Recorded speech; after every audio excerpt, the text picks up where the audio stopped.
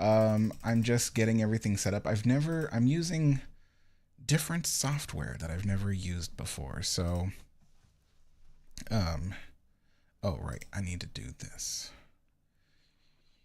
Oh, I am already doing that. Okay.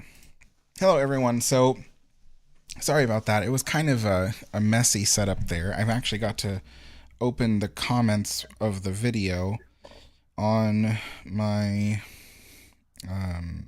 phone so I can even read your comments in the first place. Let's unplug my phone because that makes it a lot easier.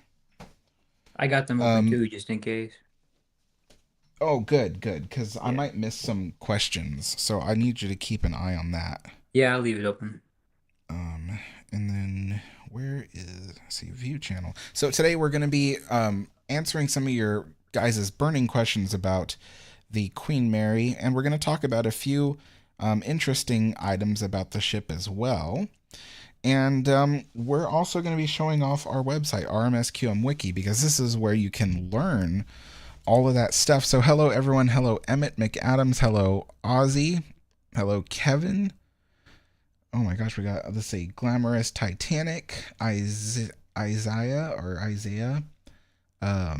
Diamond, SMG. Hello, everyone. So this is RMSQM Wiki. It is a website entirely dedicated to the RMS Queen Mary, and there is a lot of information on it. Shiloh and I have worked on this for the last year, and there's still work going on because, I mean, it's that big that the website is just absolutely ginormous. So, but yeah, we I will be don't, exploring I this don't today. think What? we'll ever end work on it. I mean, we're I gonna be don't always think so. working. Yeah.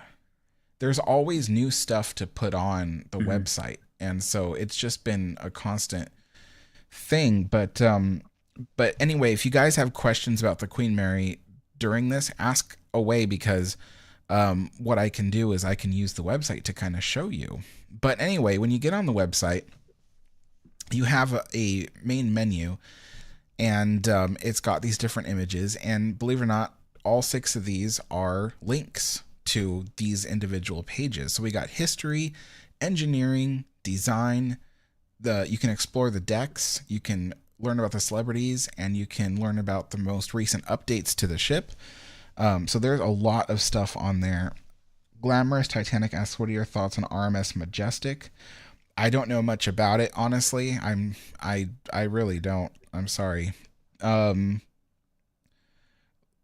let's see. Emmett says, "I couldn't imagine being on the Queen Mary when the wartime rogue wave. Wait, when the wartime rogue wave hit that nearly capsized. Hit that. I, I, I can't. I can't read what that says. It's too far away from my face. It says, I couldn't imagine being on the Queen Mary when the wartime rogue wave hit that nearly capsized her. Oh, okay.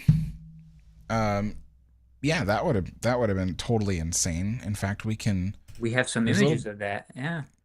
Yeah, maybe not of the wave itself, but No, but of what it looked like. so if we go to the history page, we can kind of, well, there's a little menu here on the left, and you can go to troop ship service, which is the third section of this page.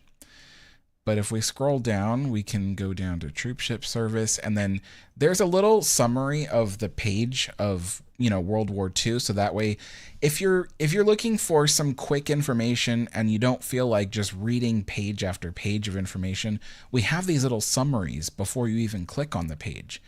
And but let's go ahead and click on troopship service, and that brings us to a separate page, and we can look in the contents here for the Rogue Wave, and there it is, section 6. And that brings us just down the page all the way to section 6, and we can see some of the artwork that was created that kind of depicts what happened when the ship hit the Rogue Wave. And let's see, it happened in December of 1942. And so, yeah, there were approximately 16,000, maybe a little bit less, of American troops on board. The ship encountered swells of 65 feet. But what made the Rogue Wave a Rogue Wave was that it was approximately 30% larger than that. It was a 92-foot rogue wave, 28 meters tall. And it was tall enough that water actually spilled over the top decks of the ship. It even knocked loose some of the lifeboats. And the ship rolled 52 degrees off vertical. Only 3 more degrees, and she would have certainly capsized.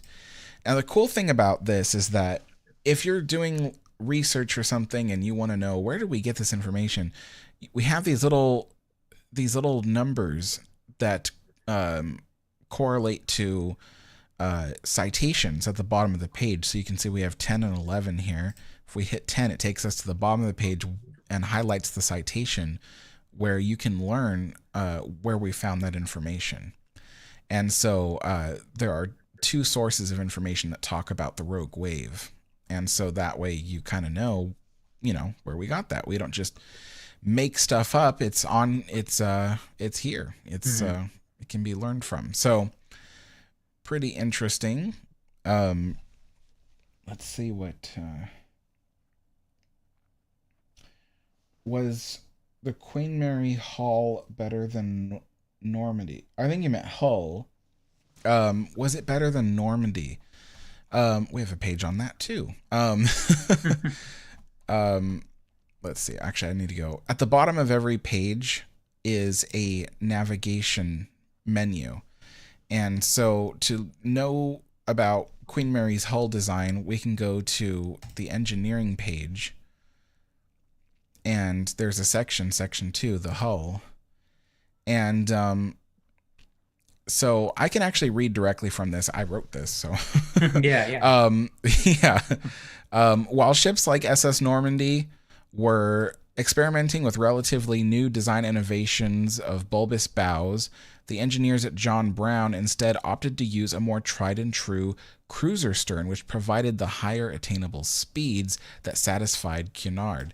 Now, I don't have a page yet about specifically the hull, but in the future there will be, but you can learn a little bit about that here. And the thing about Queen Mary versus Normandy's hull is there is a trade-off. So Normandy was able to reduce the bow wave on the ship by having a slight bulbous bow.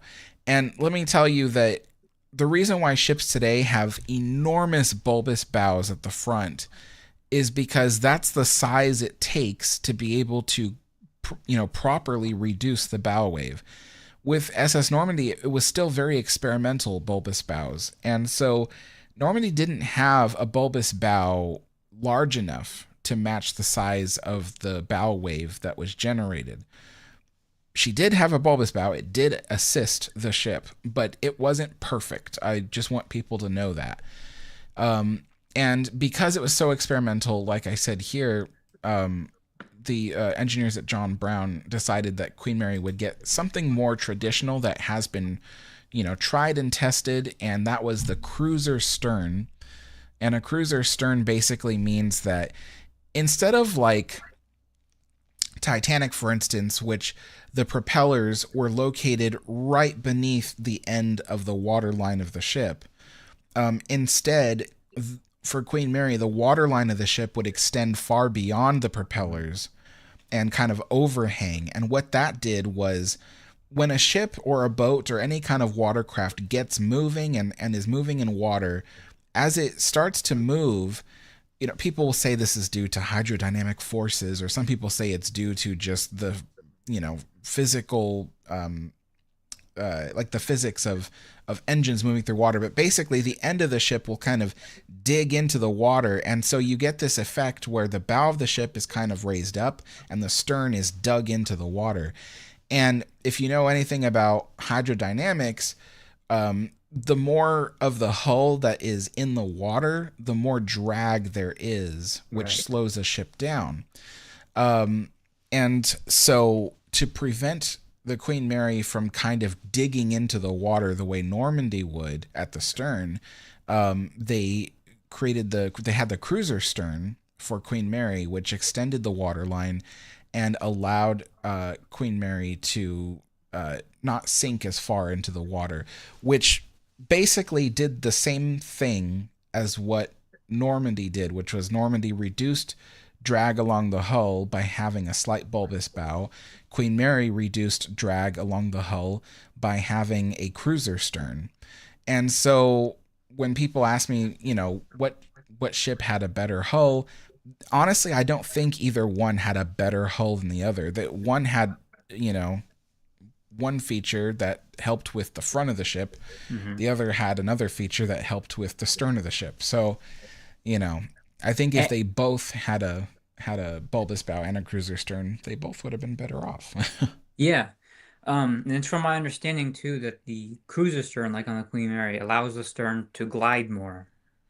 Like you said, not to dig into it, but it lets it glide as if it Yeah. were uh, on ice almost, compared to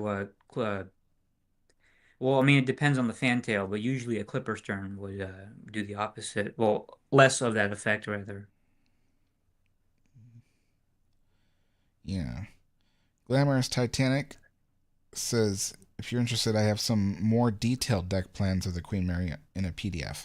We do too, actually. We have some extremely detailed deck plans of Queen Mary that are not yet on the website. And the reason why is because, well, first of all, so I don't know if you guys know this. Well, you probably don't. But on this website, if you go to the Explore by Deck page, and you go to, let's say, let's find kind of a detailed deck. Let's do prom deck, right?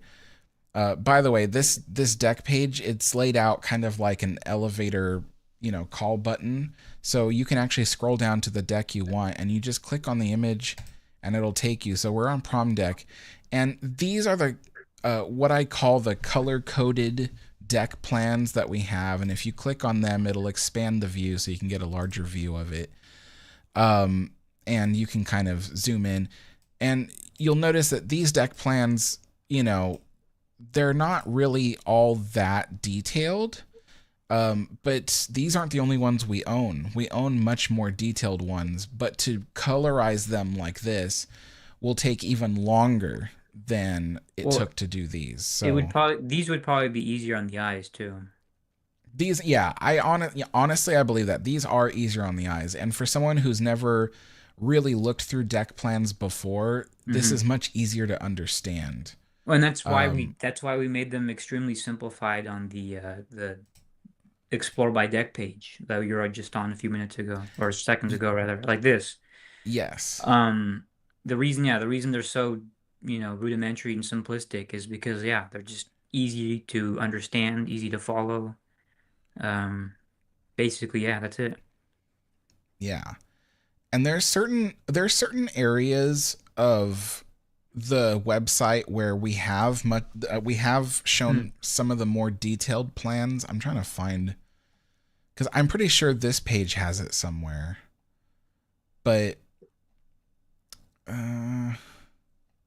probably not. I haven't put it yet, but basically I want to, in the future, I have, again, the more detailed deck plans that really show the details of the boiler room, and I want to put that in there. But yeah, I don't have that quite yet.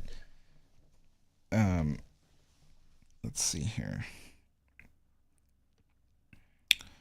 SMG says, on the face of the Queen Mary, what was that really called, or the design of the face of the Queen Mary? Did they mean like the wedding cake?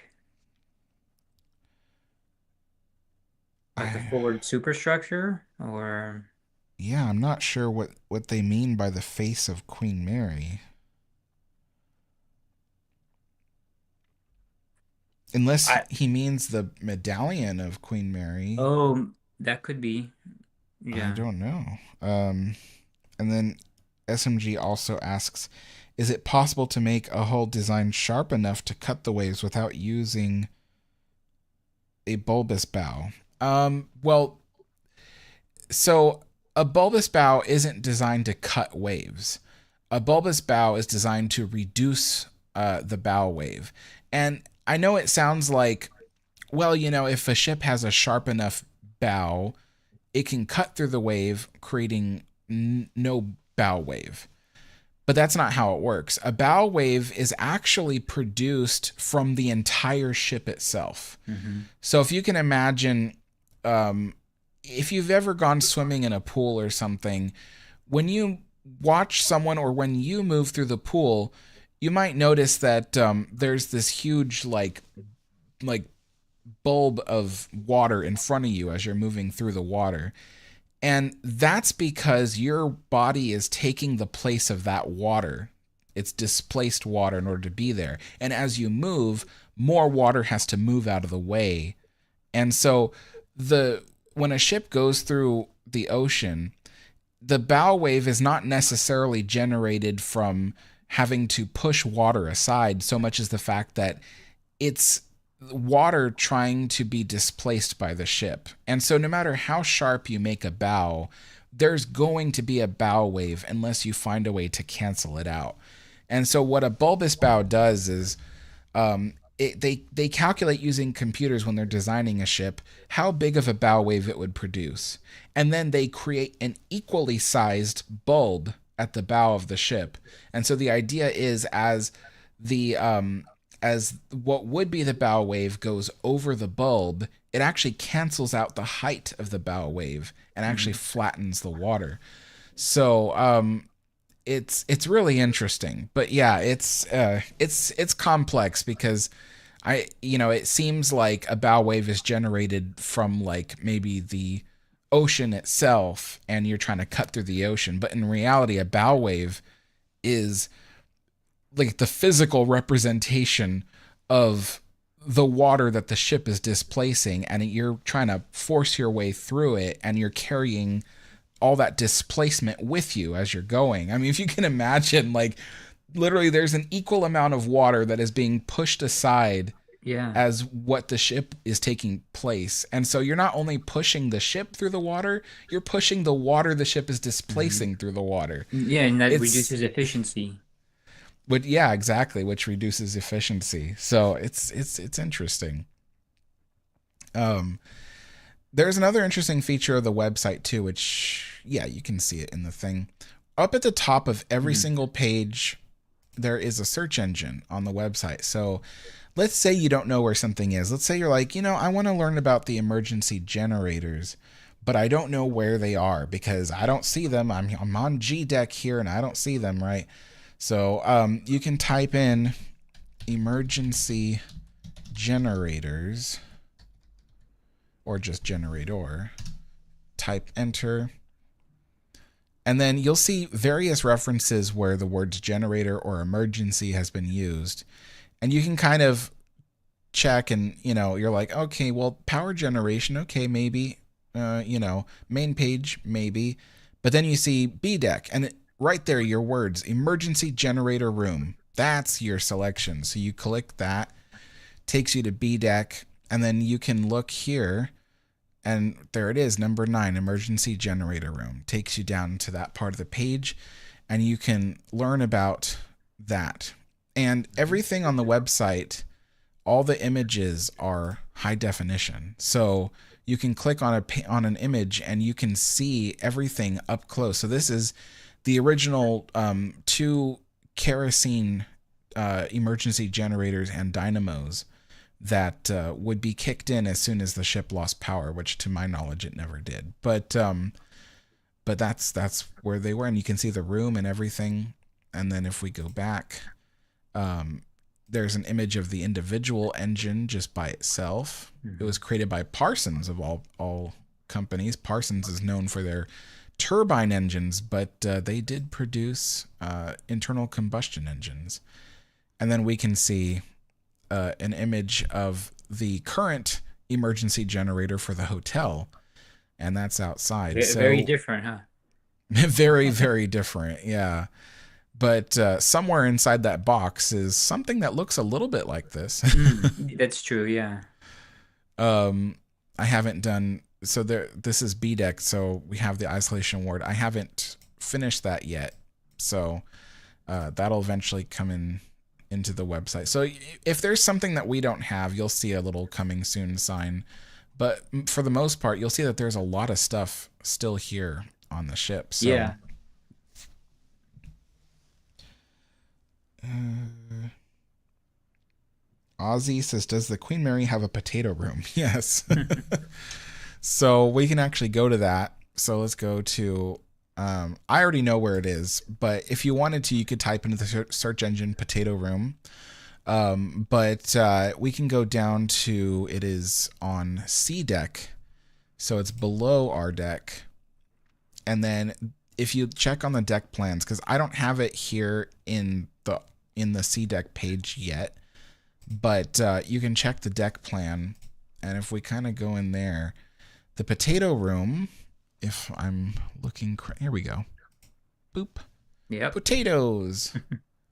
And eventually this deck plan will be color coded as well. I usually color code the deck plans after I feel like the page has enough content on it that it warrants color coding. So like our deck, for instance, the whole thing is color coded because there's a lot of information on our deck. The C deck, where we're on right now, I've barely started working on it because there's a lot of stuff that, you know, it's hard to find. Like, for instance, I was working on this today. Well, actually, go back to, so C deck. I was working on this today because, you know, there's so little information. But today I was working on the working alley, which is on Queen Mary, is called Burma Road, and then I also worked a little bit on the print shop for Queen Mary. But then there's a lot of stuff that I've yet to put. Like I have, you know, the ship's hospital. I have all the information for that ready to go on here, but just haven't put it on yet. We got stuff about the food stores, the engineers mess hall, all that kind of stuff. But yeah, so there's actually lots of information on this site. We'll go back again to this page. And then I'll read more comments. So let's see.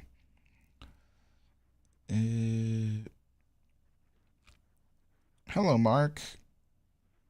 That pigeon guy. Hello, pigeon guy. I would like to find some plans of the ship that show furniture arrangements and stuff like that. You hear that, Shiloh? I do hear that. Yeah. I can't mention too much, folks, but we will be producing merchandise that you can buy where furniture arrangements are only the baseline of what you will get when you purchase some of the things we're designing. Yeah. Yeah, it's going to be really, really cool. It's going to be stuff that nobody has. I mean, some of the things we're planning for merchandise. I mean, this stuff just suddenly came to us not even a month ago. And we had all these ideas and we were like, oh my gosh, there's so many things that no one's done yet. And I'm honestly surprised that nobody has done it, you know? They're ideas that are doable. They're not like, you know, out of this world. And there's there are things that people want. And yeah. Yeah. I mean, if I saw that for sale, I'd certainly want one of those, you know? Yes. A lot of the things we're planning are things that as a nerd, I'm like, oh man, I gotta have that, you know? Yeah. And I'm like, I'm surprised no one's made it yet. Right. So, but yeah, one of the things will, it'll include a furniture plan, but that's only the baseline of it. There's a lot more to it. So, you guys are gonna love it. But, let's see. So SMG asks again, what was the face of the Queen Mary design called? I'm assuming they're referring to the wedding cake, right? I guess. I really don't know what that means. The wedding cake is like an unofficial term, but that is what it's called, because it looks like a wedding cake. But I mean, technically that'd be the forward superstructure. So yeah, like if we look at this image here, you can see the forward superstructure of the ship. And it's nicknamed the wedding cake because when you look at it from below, I can't recall what page I have a picture of it from below, but when you look at it from below, it looks like a wedding cake. Well, especially if you look at it from the side profile. Yeah. I've got that somewhere. Well, it's not really. Okay, never mind. It's not really there. But well, I mean, if you zoomed into that, you could kind of see it. Yeah. Because I mean, all that you need to see basically is that it stepped back. It's kind of a terrace design. Yeah. That's terrace, not terrorist. No, yes, right. um, Um, this is cool too, by the way, you guys. Basically, this is a whole like cutaway of the ship, and it's everything is numbered. So mhm. uh, you have to forgive that. The imaging software for recording the image is not that good, but you can kind of read it. So like this one that looks like blah, blah, blah, blah, is actually staterooms and suites. But you can see it's number 26, and then if you zoom in somewhere on here, we're at like 90 something. Well, Yeah. anyway, I don't want to go looking for it, but you get the idea. You can look through the whole thing and see where everything is. So, Yep. and then there's a more simplified version of it. Oh, sorry. There's a more simplified version of it below where it's just black and white, and there's just a few things labeled here and there, so you kind of get the idea of where everything is.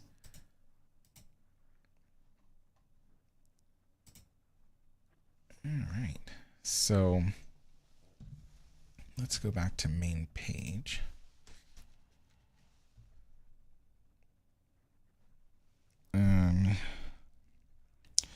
Diamond says, do you have boiler room stuff? Yes, absolutely. So, again, let's say you don't know where the boiler rooms are, and you can't go, oh, I want to search it by deck, but you're like, oh, but I don't know what deck the boiler rooms are on. Again, you can go up to the search engine at the top of the page and just type boiler room, and then let's see. There's a lot of references to the boiler rooms. Yeah. So, Yeah. yeah.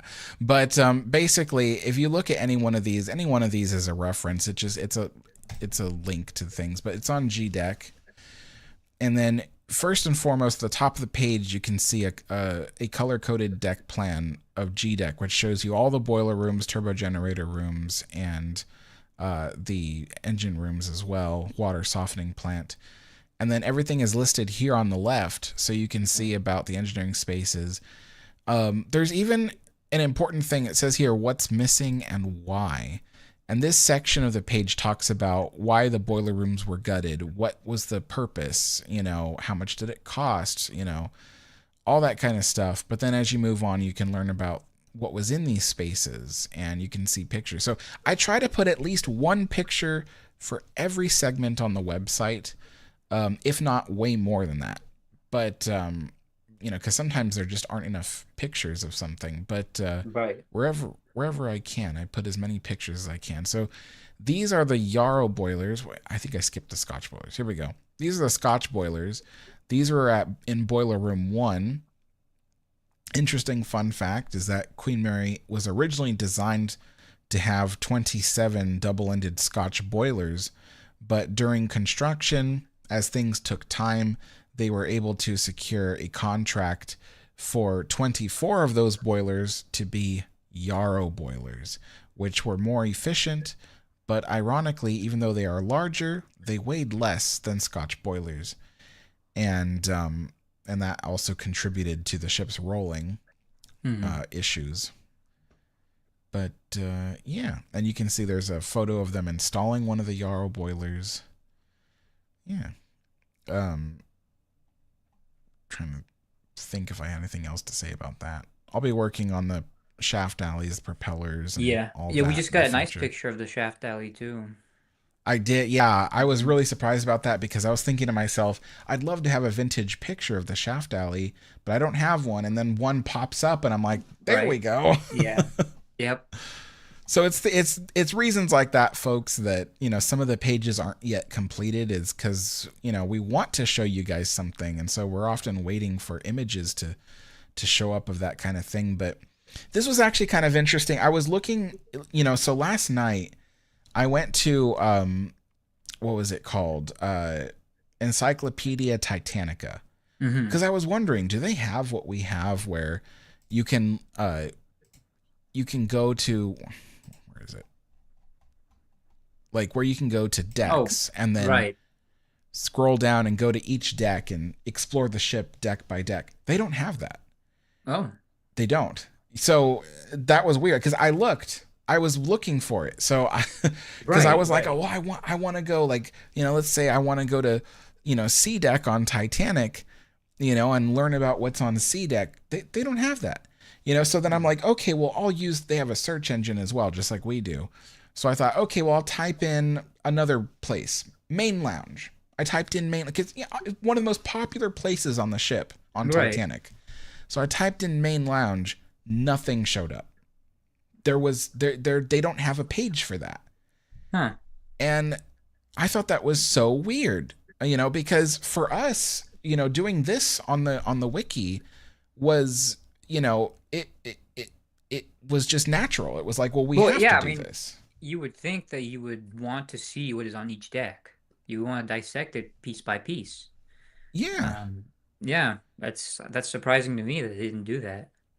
Yeah, I was genuinely surprised. I was like, I I can't mean, believe that because the Encyclopedia Titanica they advertise that they have 10,000 pages, and I'm like, right. we have It's one thing not to have the deck by deck, whatever, but to not even have a page for the main lounge. right. That's Yeah, yeah. they had an article about how Olympic's main lounge was in a bar, but that wasn't even. I don't even think that was on. That was from their website. They were referencing another Oh, website. they So oh yeah. yeah, so it was really weird. I was like, so I learned that Encyclopedia Titanica, they're mainly known for the stories. So you Yeah. can learn about individual people, but I was really surprised. Like for a place that has 10,000 pages about Titanic, they don't have anywhere where you can just click on a deck and learn about everything that was on that deck.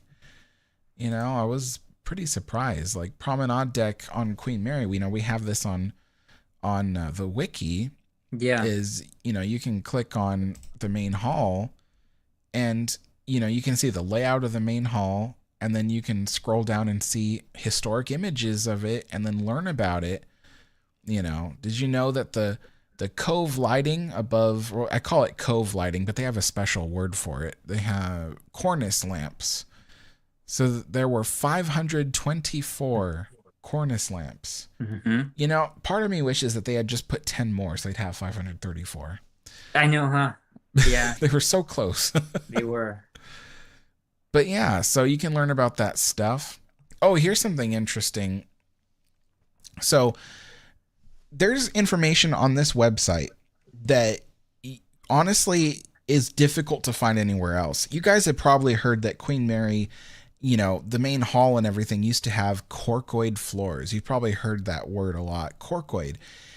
And I bet you most people have never, been able to find an answer as to what in the world is corkoid. Well, you see that it's highlighted here on this page. If we click on that, that takes you to the corkoid page, or the, Hmm. actually, technically the miracle materials page, but the Right. corkoid section. And I did my research as to what corkoid was. It was not easy to research corkoid, by the way, because you try to Google corkoid and you really only get one or two answers. But yeah, I was able to put together a whole section about what corkoid is, how much of it was on the Queen Mary, and what's the difference between corkoid and linoleum, and then what's the difference between linoleum, corkoid, and rublino or ruboleum, as they also Ribolium, call it. yeah. Yeah. And that's an interesting thing too, because when you research Queen Mary, on occasion you hear the word ruboleum. Hmm. And you're like, well, what in the world is that? And so you can learn about that here too. So it's interesting because if you're doing any kind of project at all, and let's just say you're researching the history of linoleum or something, you might come across our website rmsQMwiki Yeah, because we're because one of of the that. few sites that even talk about that. Yeah.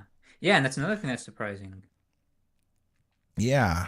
And then this was, so just so you guys know how difficult this was, there are two other types of flooring on the Queen Mary that I could not find much information on, such as teakoid.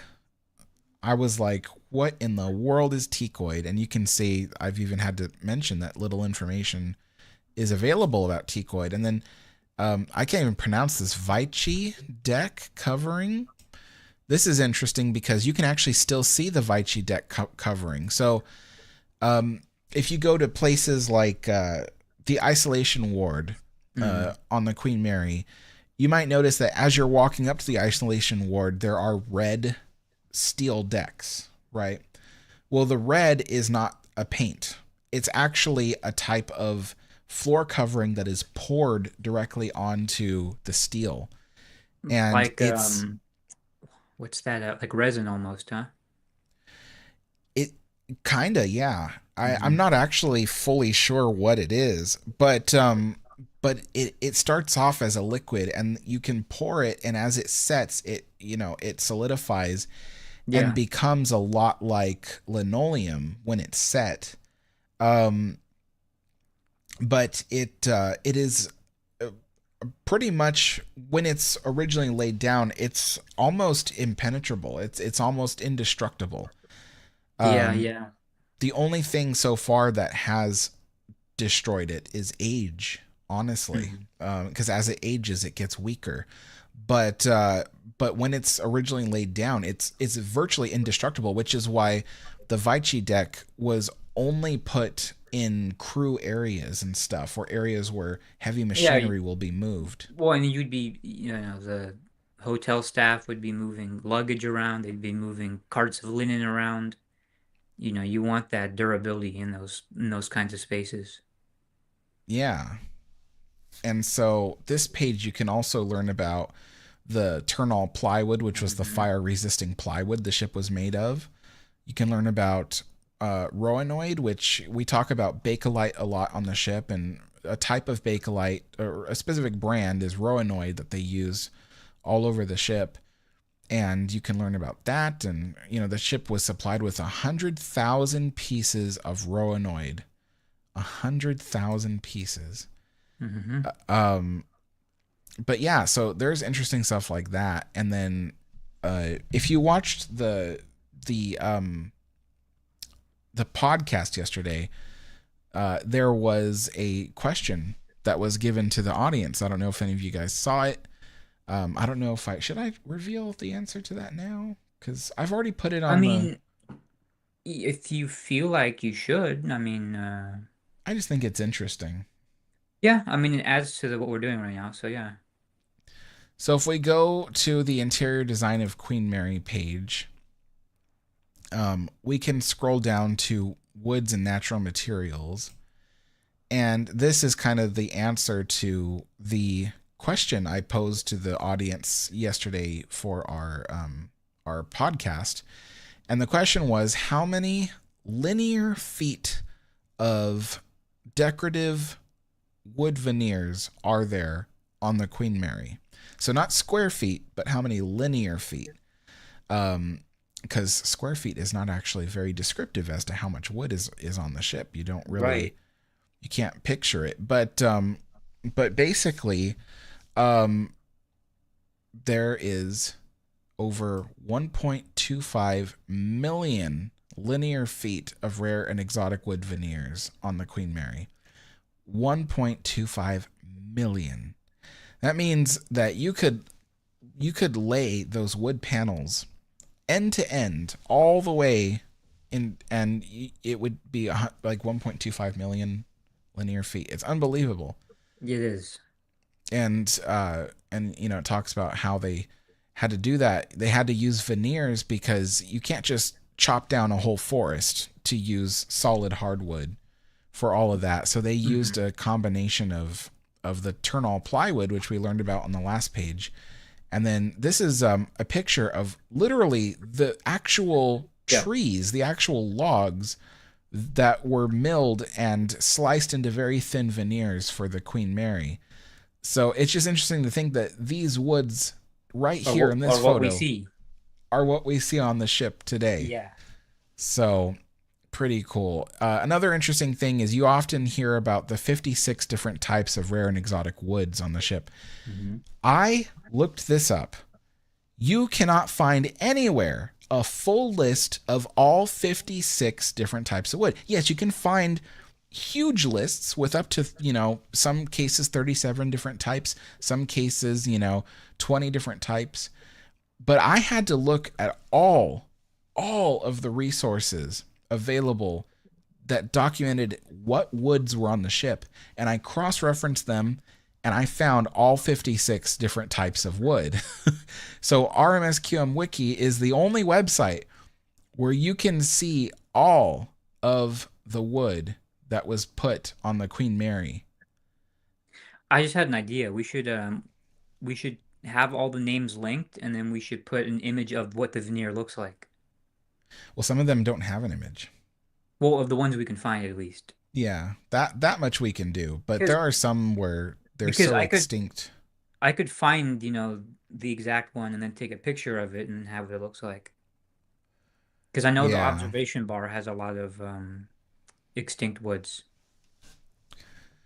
Yeah, it does. In fact, the observation bar, they have so actually I mentioned it right here. So it says here, many of the woods used on the ship are rare, but some are considered extinct. The cedar maw, in what do you call it? Brackets, cedar mahogany tree that gave its veneers to the observation bar had such a unique pattern to its wood grain that we may never see anything like it again. And so that's interesting because, the walls of the observation bar were entirely made with that one tree, and it was so unique. So there are cedar mahogany trees today. You can go and find wood veneer for cedar mahogany, but that particular tree they used for Queen Mary was so beautiful and so unique. You'll never find anything like it in the world, especially because a lot of these rare and exotic woods, they came from very old growth trees. And today, if you try to find the same thing, you're going to get young growth trees, which just don't have the same type of wood grain to them. They're very sparse and blank in comparison to the wood grain on Queen Mary, because the old growth trees have a lot more rings, a lot more pattern to it. But yeah, our website is the only one that has all 56 different types of rare and exotic woods used on the Queen Mary. Yeah. You cannot find a single list like that anywhere else up until now, when people are going to post it everywhere. But that's okay. Yeah.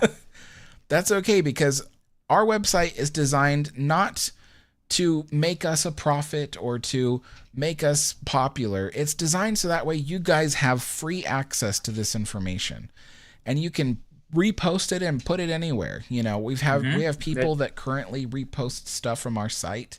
Sometimes they credit us, sometimes they don't. That's okay. That's what it's there for. So people can learn and get factual information that actually has citations behind it all. Like if I click here, number 7 takes us down to number 7 citations. You can learn where we learned about the different woods.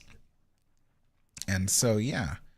But yeah, that list, I had to compile that from several lists and then cross-reference them. Yeah. Yeah, but let's see. What's something else we could look at?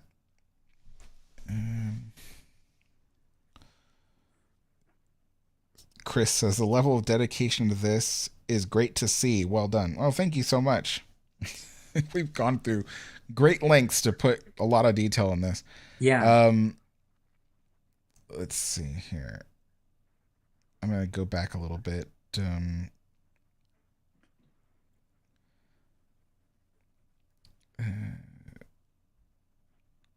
So I don't think I ever actually answered the Pigeon Guy's question about whatever happened to the original 1930s flooring in first class spaces like the main hall. Oh. That corkwood floor was removed and replaced in 1947 with the current design, but not the current material. And then that 1947 material was removed in the mid 1990s. And again, it's on that page as well. You can learn about that. Was removed in the mid 1990s. In fact, I could just go back there. Yeah.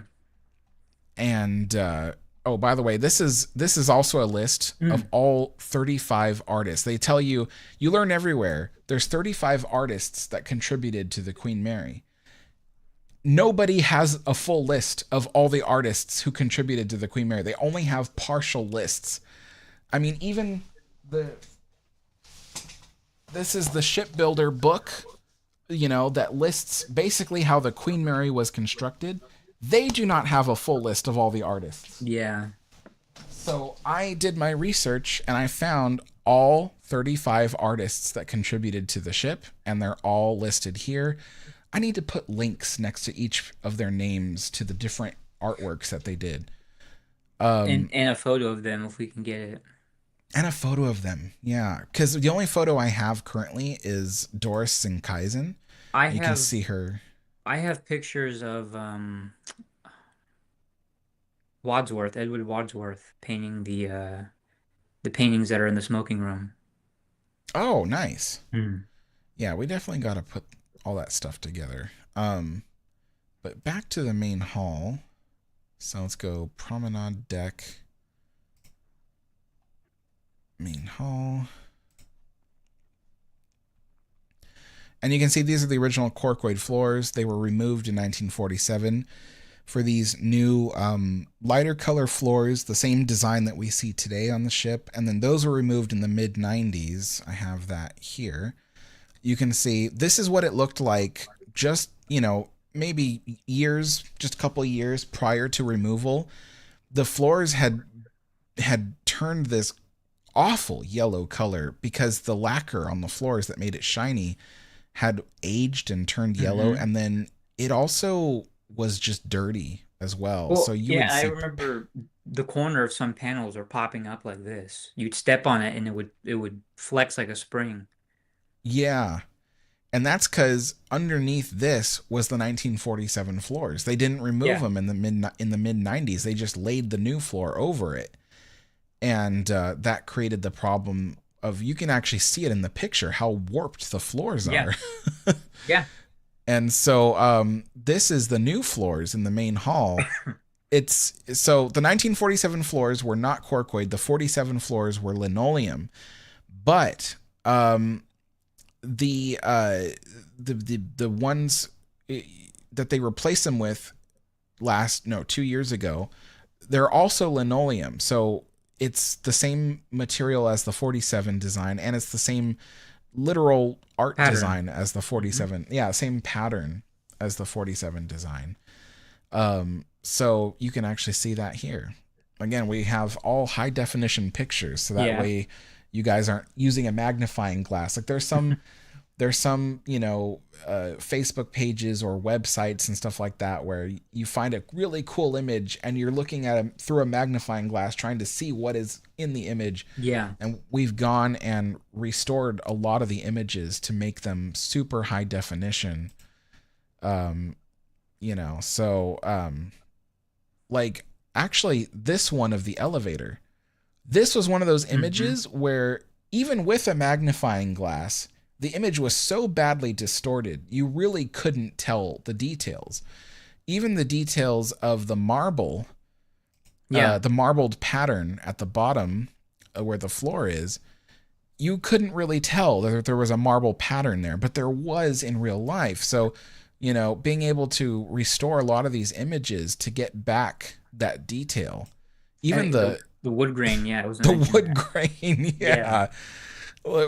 so that was something that the original photo just did not have anymore. It was just it was so tiny and so the details gone. Yeah, pixelated.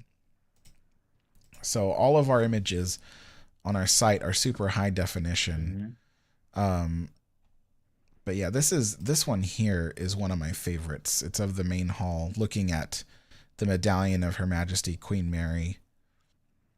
Yeah, so cool. I wish the ship still had this 1936 design for the floor. But they can't do it though because it doesn't go with the walls.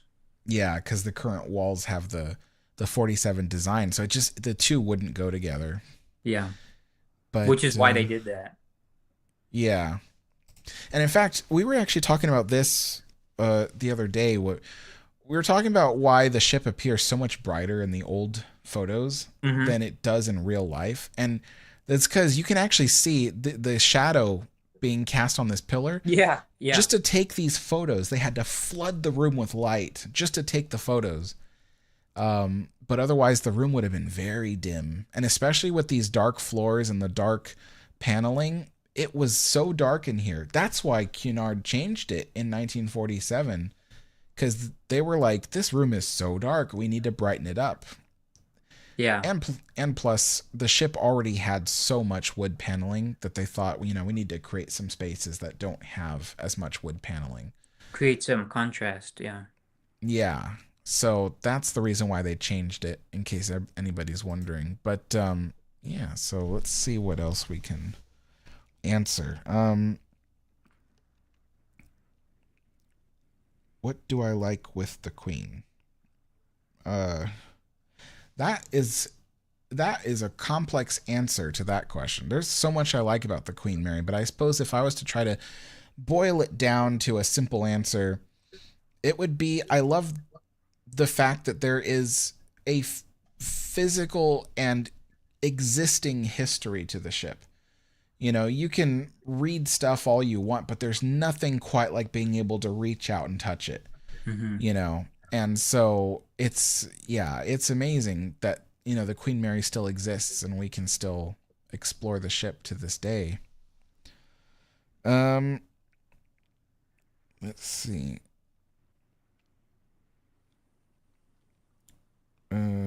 History on the Lake says, "Hi Alex, have you been?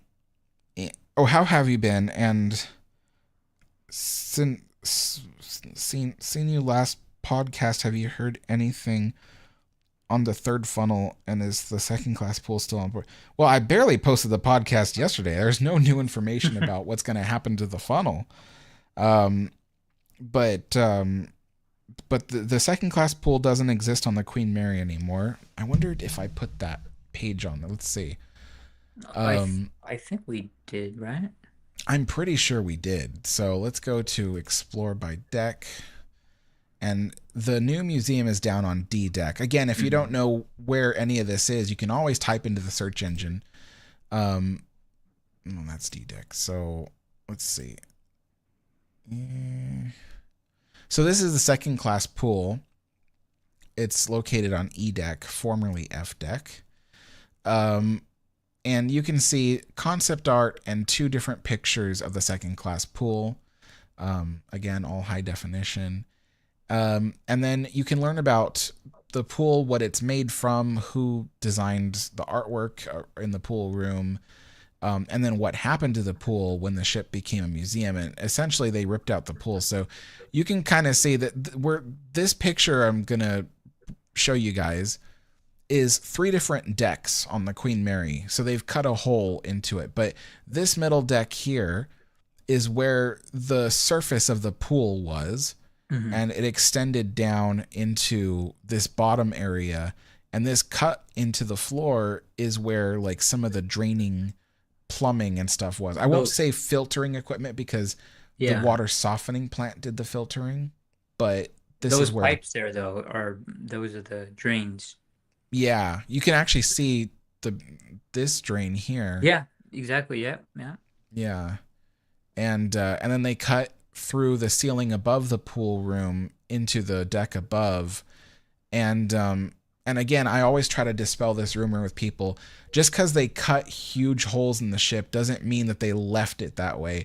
You can actually see these huge steel beams. These are not original to the ship. You can tell because this is a whole deck up here, and if the steel beams were original, people would hit their heads walking through. Yeah. So these steel beams were put in 1969, 1970, 71.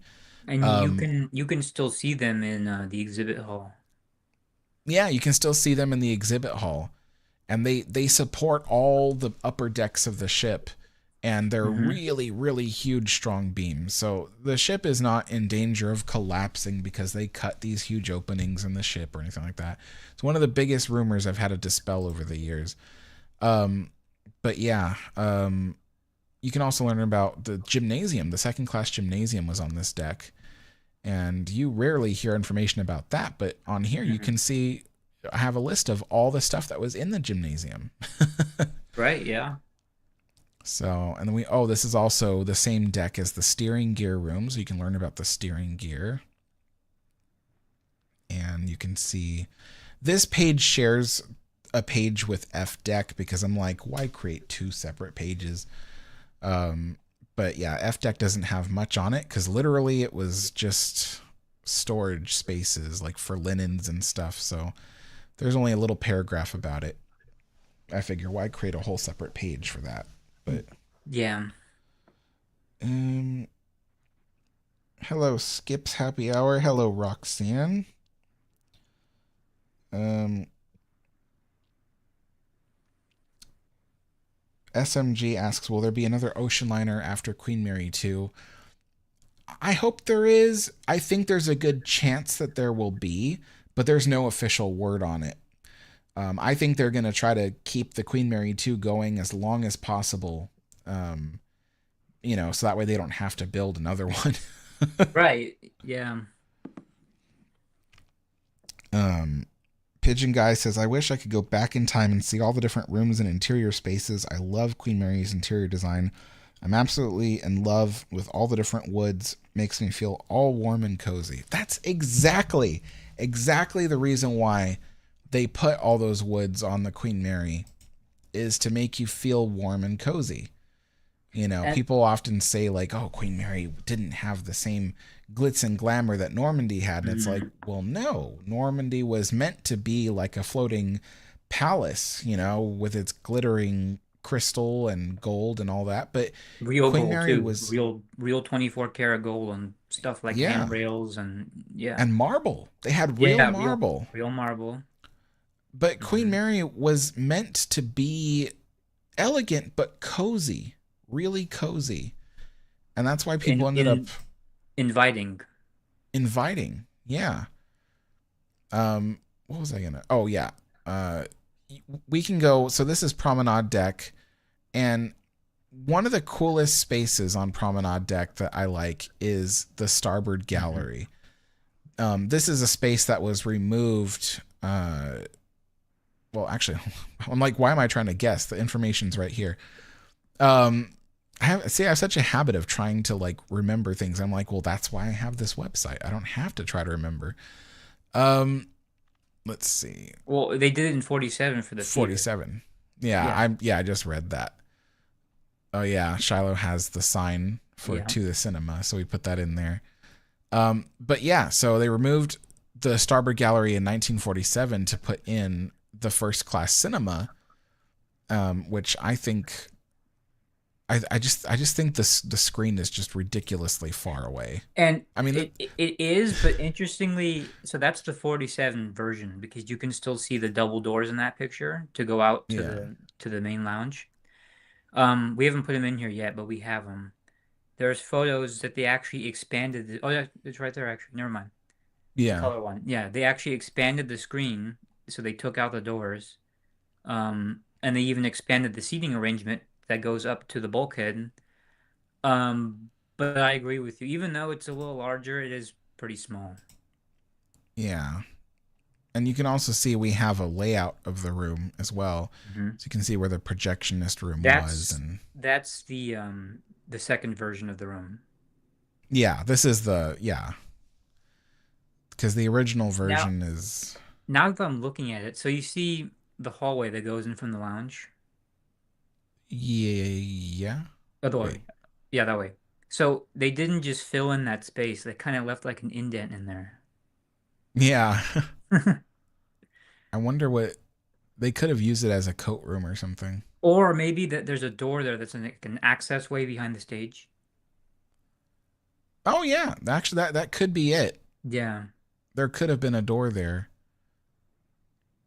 Um, yeah. But yeah, you can learn about the Starboard Gallery here. One of my favorite spaces and one of my favorite artworks on the ship as well was these Yes. deer. We have a color version of that too. Yeah, we do. I think it's, well, I haven't put it on the website yet, No, but no, but we have, and we should put it up soon. yeah. I But it's really think, cool because you can see the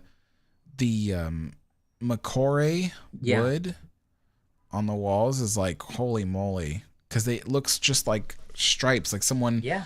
someone painted their fingers and then just Hmm. rubbed them down the length of the wood paneling. It's beautiful. I think I have that painting too that's above the fireplace. Oh, the one with the flowers. I'm pretty sure, yeah. Yeah. So that's neat. We also have another place, the first class ballroom. Mm. I have a new picture or two that I should put on this page. But basically, you can see where the ballroom was. The ballroom no longer exists for people who are wondering. But Anna Zinkaisen, the daughter of Doris Zinkaisen, daughter or sister? I can't remember. I know, Pretty I sure it's know it. daughter. Yeah, I know it, but I'm slipping me right now. Yeah. So Anna Zinkaisen, she designed all the artworks on the walls and stuff. Um, and And interestingly, though, even though that the room changed in 47, they still kept those murals, or the paintings rather. they did, yeah. Hmm. Do I have? Yeah, I do. Here we Yep. go. In 47, they removed the ballroom, but they retained a slightly smaller room that they called the tea room, and that included the artwork from Anna Zinkaisen. So you can Hmm. still see the artwork in there, And which then is pretty neat. when they converted into a shop, they still kept it in there too. Yeah. So here's the boutique. So this was, again, the ballroom, then it became the tea room, and then it became this gift shop, and the artwork is still back there. You can see it through Hmm. the glass. And even though the ballroom was a beautiful room, that boutique that they made, I still like that. That's a nice design. It is a nice design. And in fact, actually, some of these glass cases in the Mhm. boutique, they're still on the ship today. Yeah, they are. Yeah, I've seen them. Yeah, they're not in the same place, of course, because No, this no. this now is the walkway into Chelsea's Chowder House. Right. Um, but a really cool feature, that a way that you know that you're walking into Chelsea's Chowder House. Let's see if I have it on Mm. here. Yeah, yeah. I think it's probably in the other page. For the Yeah, yeah. yeah, it's in long gallery page. Hmm.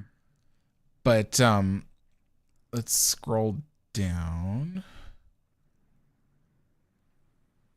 So when they created the tea room, they created an entry from the long gallery to the tea room, and you can kind of see it. It's hard to see, but if we zoom in a lot, you can see that at the ceiling of the threshold of the entrance into the tea room, there's these carvings, and the carvings go on all three sides Hmm. of the entry. They just go all the way around.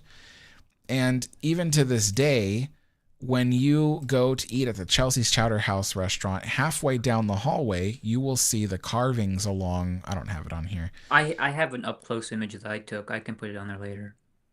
Yeah, Hmm. we'll have to do that. But that's the cool thing about this website is it can be easily updated, so Yeah, exactly. Yeah.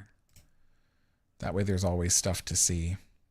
Man, I wish we still had the long gallery. I mean, it's still there, but it's separated into different It's in rooms. pieces, but those pillars and I think even pieces of light fixtures, they're still there. Still there. And it's cool because when you go in the rooms with some of those still remaining, those pillars, well, they're all there, but I mean completely intact without having drywall surrounding them. You can still see the rope hooks and stuff, or the latches where the ropes would hook onto. Yeah. Um, Chris asks, how many sleepless nights did you have researching and creating all this? Oh my gosh. Quite a bit. Even last night, Yeah. I didn't. Oh my gosh. Even last night, Yeah. I stayed awake till 3 a.m. working on various stuff for the website. And then I ended up waking up at 7 this morning. So I only had 4 hours of sleep. Um, but yeah, many sleepless nights have been spent uh, doing stuff for this web. Oh, here's a really cool. This is the Long Gallery during the war. It was used as a hospital on the Mhm. ship for wounded soldiers and stuff who are coming back from the war. You can see they put linens over the paintings so they didn't get damaged or dirty. I think that's a piece of plywood with linen on it Oh, well, because yeah, I can see that. the square is too perfect. Yeah. All right. Well, in any case, yeah, so they use Mhm. it as a hospital. So, and then somewhere I have a picture of. Well, I have more pictures. I just didn't want to flood this page with pictures. Yeah. Yeah, we have them in the collection. We have a bunch of wartime pictures. Yeah. I even So have I got pictures of the ballroom being used as a hospital or a wing of that hospital. yeah, that's what I was gonna say. Was I feel like Yeah. I have a picture of that too. Oh, this was neat. We were able to separate the background from this art piece that is in the main lounge. So well, actually, where's the It's in pic? that picture right there. Yeah. Yeah. So if we look at this picture when it loads in, my computer, by the way, is probably freaking out because I've got all this software open. I'm streaming things to Shiloh. I'm streaming things to the internet. I'm streaming stuff to myself. Yeah. But yeah, if we look at this image right above the stage and we can zoom in, boop, isn't it nice having such high definition photos? I know, huh? We can zoom into the stage and this is all messed up because Hmm. we've zoomed in so far, but Well, you and can kind of see, it's taken from a distance too, so and it's taken from a distance, but we've essentially just really zoomed in, but you can kind of see the artwork above the stage there. hmm. And then when we go back to the previous page, the artwork is here and it's all in bronze. Hmm. Um, I need to put new pictures of unicorns in battle. Well, what I need is Yeah. I need someone to go there, take some beautiful new pictures of unicorns in battle, so I can put it on the website. Because so far people have only taken very utilitarian pictures. They just quickly pull out their E- phone and snap, you know. Yeah. Like So we need yeah, thoughtfully arranged images rather. yeah, because I'd love to put that on here. I just don't have them. And now that Yeah. unicorns in battle has been completely Restored. restored, it's gonna look nice. Hmm. But yeah, oh, this is a cool thing. This is the projector room. So most people haven't seen this picture. This is what's behind Unicorns in Battle. These are the projectors that played movies in the main lounge. And And interesting it's interesting too that they're made from Galmont. yeah, why is that? Why is it Well, interesting? because a lot of the newsreels, they're either Pathé, they're either British Movie Tone, or they were Galmont Oh, newsreels. nice. Hmm. Oh, you'll also notice that there's a huge fire extinguisher. Yes, you need Between that. Yeah, and film. that one's What? larger than the regular ones too, because the regular ones are more of like a triangle shape. That one's a heavy duty, full This size real. extinguisher. Yeah, you need that Yeah, too. yeah, film in the 1930s was very flammable, and projectors were known for just catching fire. And Yeah, in fact, these projectors were not available anywhere else in 1936. These specific projectors were designed and built specifically for the Queen Mary because they contain in them a very special fire suppressing system. I have it on the page here. Um,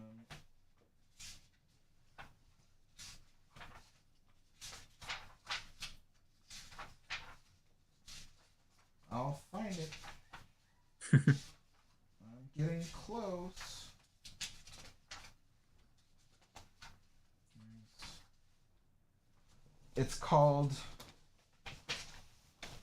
It's called Pyrene Fire Protection. And so they have a special box. Let's see. It's called Pyrene Automatic Film Fire Extinguisher. So basically, the box that contains the light fixture and the film right. goes through it is entirely sealable. So that way, if the film catches fire, what it'll do is it's already cut off from air supply, and then a small little heat sensor inside will the heat will separate the sensor. So it melts the It sensor, and that's then that's incredibly advanced for 36. it is, yeah. So basically, like the heat melts the sensor pulls apart because there's nothing holding it together. That releases the fire extinguishing CO2 into the box, which extinguishes the fire before it even, Gets out of catches the hold. projector, yeah. Yeah. And in just And in case none of that works, they have this big fire extinguisher yep. there. Yeah. So, pretty What what interesting. what I never found out is because obviously, they were given film reels. It was right there. It was right there. Um, but obviously they were given film reels because, they played films before they even premiered on land. But what I want to know is, how much of a collection do they accumulate before they return them back to the suppliers? You know what I mean? How many do they have on hand? That's a good question. I don't know.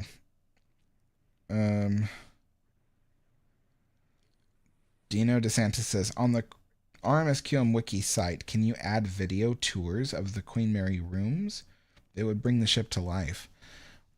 I mean, at best, what we could do is link a video because it would have to be a YouTube video, and it could be linked onto the site so you can watch it from the site. There's a way to do it. Hmm. Um, but the videos at best would just be the rooms as they appear today, Yeah. and I mean, and you could flash images on the screen of what it looked like, and yeah. But even then, what the rooms look like today, they still look nice, but each of them are missing something, yeah. Like you look at main lounge, and I have footage of main lounge today, but it doesn't look like this, Hmm. it's empty. It just, you know, as they say in Alice in Wonderland, the muchness is gone. Right. Yeah. Yeah, yeah, it's missing its muchness. Yeah. So, it's yeah. So I guess essentially I could, but I don't. I feel like I don't want to. It If we just if we did, I think we would probably do that later down the road. yeah. Especially if there's a room that is has been completely restored to how it used to look, then I Yeah. could totally see myself Mhm. doing it. But I feel like it would kind of ruin the vibe if I show how grand and beautiful this room is and then go, and here's it today. And it's like, whap, whap, Yeah. like, yeah. I mean, there are sections of the website where I show what something looks like today. I'm very selective about it because I don't want to, again, ruin the vibe. But like, let's see, if we go to smoking room, so And here's that's a still modern, it still looks nice in this picture. yeah, because it's set up for catering. Yeah. But Well, what's really weird is the room doesn't actually look like this when you're there because no. Yeah. the photography people have done things where they've hidden lights that shine up on the wall paneling. Hmm. But in actuality, the room is much dimmer than this, and the only Well, the light wood's is coming from darker. the ceiling. Yeah, Yeah, the the wood's wood's much darker. darker. So it's funny because yeah, the photography of the ship makes it look super nice, but in actuality, it today it doesn't look that nice. But oh, this is one of my most prized photographs because the smoking room, they often talk about the tiger oak Hmm. panels and how you can see tiger faces in them. And unless you're actually there looking at the panel, you're forced to look at photographs. And most old photographs of Queen Mary, you really can't see the tigers in the panels, except for this one. And we have it on our site. In And HD. so in HD. And so we're looking at the the tiger oak, but let's see. There we go.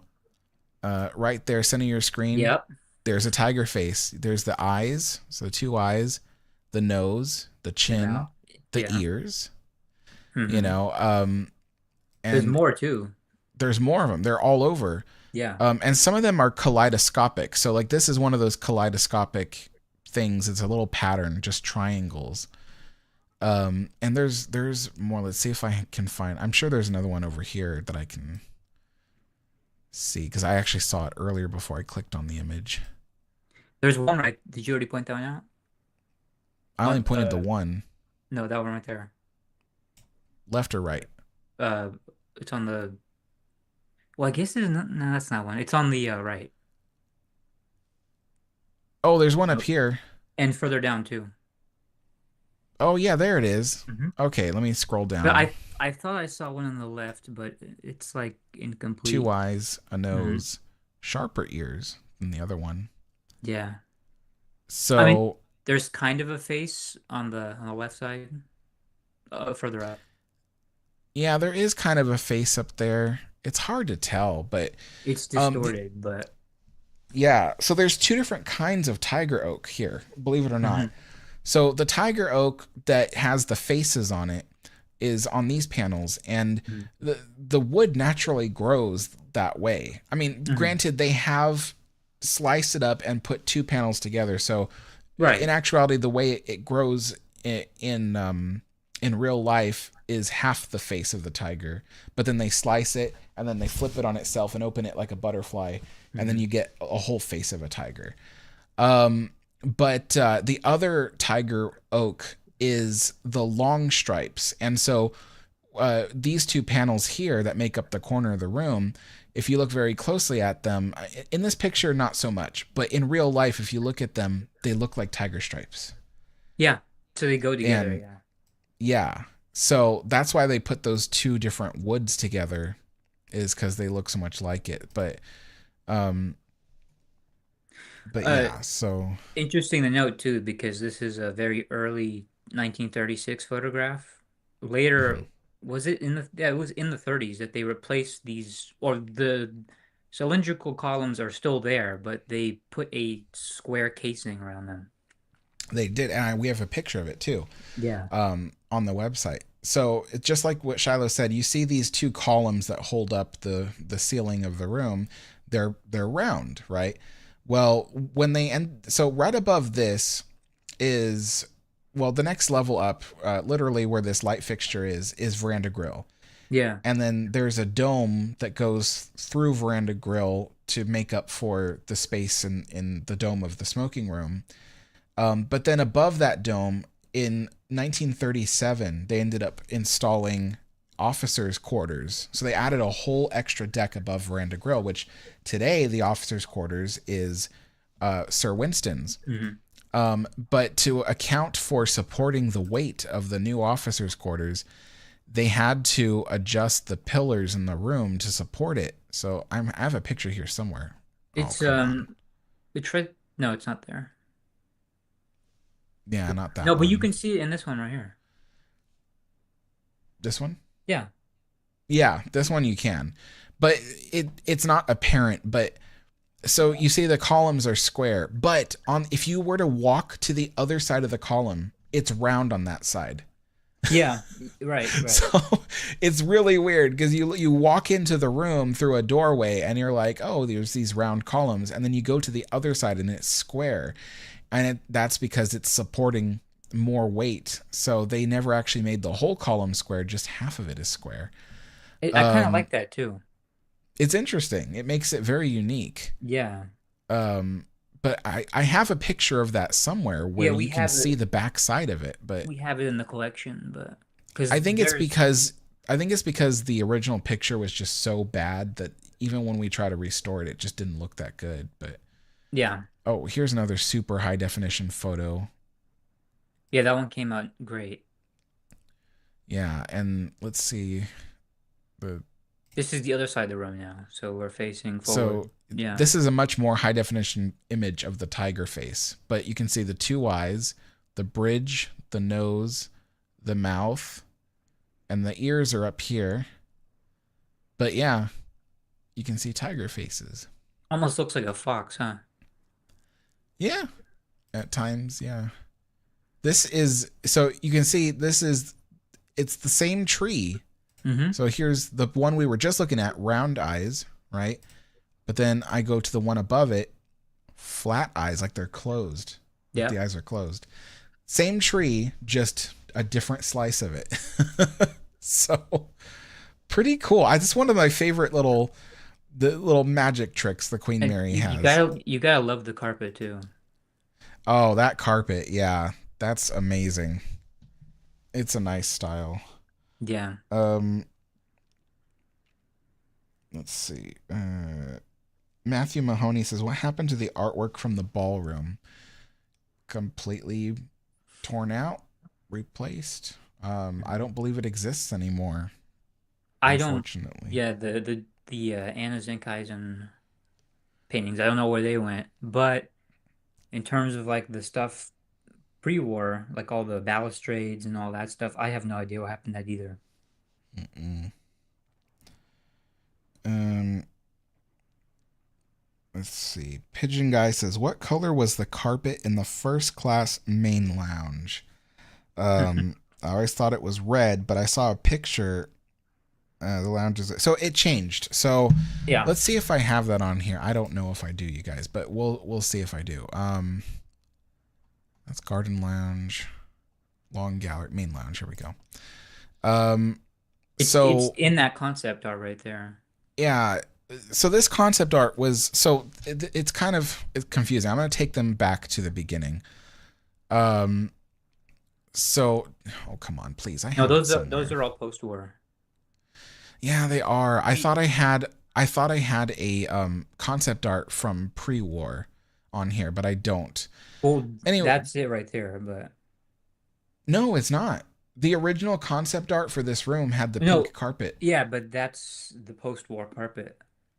Y- yeah, But we have pictures in color of the room pre-war that shows this carpet. So we should probably put both on there, but we should. Yeah. But anyway, point is, the room was originally designed to have a pink carpet with circles, and we have mhm. pictures. Is that? I'm sure I have a better one. Here we go. Yeah. So this is the pink carpet. Now, the interesting thing is that the pink carpet, even though it was originally designed to be in this room in the 1930s, it didn't actually show up until after the war. Hmm. So what was here before the war was the blue carpet you saw in the artwork, and that Yeah. artwork was done in the 1930s, but closer to when the ship set sail. So it's really weird. They designed it originally with pink carpets, and there's concept art for that, but then they last minute changed to blue carpets that had leafy patterns to it. And this is yeah. So the pink 1936 carpet didn't show up until after the war, and this is pretty much what the carpet looks like. And And that carpet still exists. this one, Hmm. yeah, does it exist in the archives, the ship archives? Well, it's the that centerpiece because there's also the outside runners and then there's the runners in between the columns. I don't know where those are, but I know for a fact that this center piece of carpet that we're looking at right now, it's in four pieces. Mm-hmm. So you could take it apart and then you would store it underneath the stage when you're using it as there's the seam. Mm-hmm. And you can store it easily when you're using the room as a dancing floor. So because it splits up into four different pieces, that means there's four different pieces floating around. I know of somebody that has two of them, and then I'm guessing the other two are in archives or something. Tell them But I want it. yeah, I know I want it too. Um, Um, but yeah, to my knowledge, all four pieces still exist. So, yeah, it was a beautiful carpet, hmm. but but yeah, so I thought that was interesting. And I was even telling Shiloh that even the pink carpet was eventually replaced because it looks like an identical pattern, but it is ever so slightly different. Yes, yeah. Which is Yeah. weird because that design that you're seeing right there, that picture was taken in 1949. Mhm. And that design that you're seeing in the circles doesn't match the other ones if you look behind it. And if you look at the Oh, you're concept right. art, yeah, if you look at the concept art that was drawn in 35, early 36, it doesn't show that. It shows it as it was when it showed up to Long Beach. When she arrived in Long Beach and they had that carpet on board, it showed that design. So why they did that in 49, I have no clue. But they changed it shortly after, I think, too, because This is like yeah, 49. I think it was December of 49. I could be wrong. No, it was January. January of 49. And the next year was 1950, and then they started doing all those color promotions in I think like 53 or so. So they must have changed it shortly after. And it's really weird too because you'd think, okay, so this lighter circle would probably repeat over here. Right. But when you really click on it and then go into it, it's not. It's No, it's yeah, still alternating. yeah. So it doesn't even match this one. That's what I So mean. it's It just doesn't these. make any sense. Yeah. Yeah, it doesn't make any sense. But It makes me wonder if the person who manufactured the carpet it made a mistake. they could But I have, don't know. yeah. Yeah, that could be. And Yeah. if that's the case, and they replaced it in 1950 or so, maybe even later, 49, where's that? Where are those carpets? Where's those pieces? Um, I'm going to ask the audience, is there anywhere on the ship that you want to see, or is there something about the ship you want to know? Because again, our website, it's chocked full of stuff. So, Hmm. I mean, we've I probably mean, got a couple hundred pages now. yeah. I mean, there's stuff on here you wouldn't even think about to show to somebody until they brought the topic up. So Exactly. it's that Um, immense. SMG asks, do you know if Michael Jackson went on the ship or not? I have no I idea. I think he did, yes. In the 90s, I believe. In the 90s? Hmm. Okay. That'd be interesting. Chris says, Tiger Oak is something I never knew I needed in my life. Yeah, I know, us I too. know. I would love to have. You probably will never find Mhm. Tiger Oak like that So anywhere else. maybe, yeah, similar, but not like that. Yeah. You'd have to It, artificially produce that. you can find tiger stripe oak, but Hmm. I've looked for tiger face oak and I Hmm. cannot find it. But you can find tiger stripe oak. I mean, what you could probably do if you wanted to recreate like a miniature version of that in your home, you could probably have it artificially created or something, but it's not the same. Yeah. Um, that pigeon guy says, why don't they make the main lounge an actual lounge again? Play period correct music and offer tea or something. I'd be chilling in there all day They long. they have the period correct music somewhat coming back. Yeah, I mean, Permanent every Permanently, I month. hope, but the last week of every month or the last weekend of every month. They have Yeah, Alex Mendham's band come. But what I wish they would do is if they had, what they do in the main lounge and other parts of the ship, is to play on the speakers the period music or have like a small resident band that plays, quite frequently. Paired yeah. with paired with the furniture and carpet. Yeah, that would be really nice. SMG asks, what ship would you preferably get on, Normandy or Queen Mary? Queen Mary. Hmm. It's always gonna be my preferred ship. But SMG also wants to know at the front of the ship superstructure, what were those rooms inside of there? So we can go to that. Um, Do they mean on Sun Deck? I'm guessing any one of those decks at the front of the superstructure. So at the front of the superstructure, at the very top, you have the bridge deck. So you can actually see we have a page about the bridge. There's several decks at the front of the ship. Um, Actually, there's a new article on here too. Uh, where it be the whistles. Mm. So you can learn about the ship's whistles on the bridge deck page. Isn't that cool, you guys? There's a lot of information about the whistles. Um, and let's see. If you're on sports deck, then the other area at the very front is the officers' Officers quarters. and captain and staff captain and yeah. Yeah, I'm. Do I have? Yeah, here we go.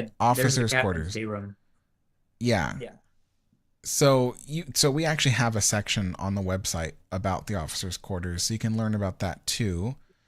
And then if we go a deck down to Sun Deck, there were a bunch of so there was no public rooms in that area. It was all cabins for basically the third party people. They So were contracted crew. contracted crew. So for instance, the people that operated the Marconi wireless room, they had their cabins there at the front of the forward Mhm. superstructure. The people that operated the banks on the ship, they slept here too. They each had all their own. Well, they shared cabins, but they had their own cabins essentially. Yeah. Um, And then they the even had photographers rather had cabins, and they even had a dark room up there too. they do. So I was gonna show them. Bloop. This is the dark room. So when the photographers would take their pictures and needed to you know what do you call it? Development. Develop develop Mhm. them. They had the dark room for that. What I want to know Um, though, so obviously they printed them on board. So did they bring them to the printing room, you think? Where did they do that? well, Because they had to blow them up first, enlarge them, and then they had to get them printed somewhere. but so when you develop film, you develop it from the film onto paper. So that No, would be well, I'll show you. I have a roll of it right here, actually. This is film negative. So this is blank, yeah, but this is what you get when you develop it. This is what's inside of the camera. yeah, So when you develop this, you have a negative image. That means you have to reverse the colors because black will appear as white and white will appear as black. So you okay. have this celluloid strip, right? And then once you have that developed, you have to get it color corrected, and then you have to blow that image up to have them printed. And then not only would you make one copy, you would make a bunch of copies because there would be multiple photos. Like say if celebrities were on board, if Clark Gable's on board, for example, they would, from what I understand, they would take images of them, print as many as they could, and then they would sell them as like souvenirs for other people that wanted a original copy of a photo of him as a souvenir to show that he was on the voyage they were on. But the thing is so my understanding of their technology, particularly in the 1930s, they didn't have printers as we think of them today. If you wanted an image um, to be printed on a piece of paper, for instance, you would need to do the silk screening process. Yeah, And the silk screening process was pretty much hand painted. Um, because how, I mean, you can even try to answer this question. How do you take a photograph and print that in the 1930s? I mean I don't know. I'm not an expert on the old process. I know the modern process, but I mean yes, they would do silk screening, but I know that there's ways they use like mirrors and such things. But either way, they still have to get the photo paper to put it on to begin with. So where did that come from? Well, I would imagine the photo paper manufacturers do that. Yeah, but They you make them. can't. They have to have storage for that somewhere because they're taking thousands of pictures. It's Yeah. not you can I just mean, keep a stack of 50 in there. You have to have hundreds of these. So, I'm sure they had them, but my point is that I don't think they had the ability to print photographs like that in the 19th. They could print artistic images of stuff like on newspapers and such, but I don't know that they could literally transfer a photograph onto like a newspaper, for instance. yeah, no, they did print them in the 30s. Yeah. But how On did those. they do that? As I'm saying, where was that done? Because that's not done in the darkroom. The darkroom is just to put the fixture and the chemical ingredients to make the Well, film I negative. suppose if you wanted to do what we would call photocopying something and literally Right. make multiple copies from something, and if they had the ability to do that on regular paper, it would have had to be done in the printing room. Right. Um, But but they had special laminated photo paper. That wasn't regular newspaper or menu paper. See, that's what I was trying to tell you, is I that, know, but so I'm saying they have their own, but the image still needs to get onto that paper. So where do they do that? yeah, I don't know. I wasn't even aware that they could do that in the 1930s. As Yeah. far as I knew, if they wanted a copy of a photograph, they literally had to go back to the negative and then shine that onto a photosensitive paper. And you could do that over and over again, but you couldn't just, go to the print room and go, "Hey, here's my photograph. Put this on the Well, it newspaper." Like, depends because that was the more expensive option. But yeah, the earlier version is the what you just explained. yeah. But they could print them, yeah. I don't, yeah, I'll have to see the, Yeah. like a newspaper or something from that time, because I feel like in the 1930s they had to, because I mean, as far as I'm aware, the first printers that could print an image was the Xerox printers from the 1960s. Yeah, but that was like transmitting Yeah. signals for, yeah. Um. Okay, so Dino DeSantis says he wants to see the current food venues. I don't have that on the website because it's not really related to the history of the ship. Um, I mean, I have I the mean, observation bar. how would we even get photos of that? Oh, you mean, oh, never mind. I The thought you meant current no, the sorry. I thought you meant the galleys. My bad. oh yeah, no, the current food venues, like, probably he probably means like Chelsea's, Yeah, yeah, yeah. but I don't have that on here. This is really more about the ship's history, not I mean, necessarily. we could maybe make a sub page of the modern day ship and put stuff on there regarding that. That would come later though, because like you said, this primary focus is history. Yeah. This is the observation bar page, and if you scroll towards the bottom, there is a newer photograph of the observation bar taken in 2023. Yeah. But this is really one of the only few photographs. I don't have a photograph of Chelsea's Chowder House. I don't have a photograph of Promenade Cafe. I do have a couple photos of Sir Winston's, actually, now that I think about it. If we go Oh, up to, yeah, yeah, for the engineering quarters, yeah. yeah, we'd have to go up to sports deck because that's technically the level that Sir Winston's is on. Hmm. And if we scroll down past captain's quarters, we can see it's in a section called above the veranda grill because it wasn't always Sir Winston's. And you can learn about the officers' quarters, and then you can learn about how it became Sir Winston's in the Disney era. But I only have 2 photographs of Sir Winston's. Believe it or not very many people took high quality photos of Sir Winston's before it closed. Most of the That's photographs out there that are modern were so poorly taken. that second one almost looks like a digital camera or something. It was, yeah. Yeah. It was a digital camera, and this was likely taken, 15 years ago. Hmm. So they're definitely not brand new pictures. And I had to enhance them because they were such bad quality. I had to enhance them to make them nicer looking for the website. But yeah, I don't have any modern pictures of Sir Winston's.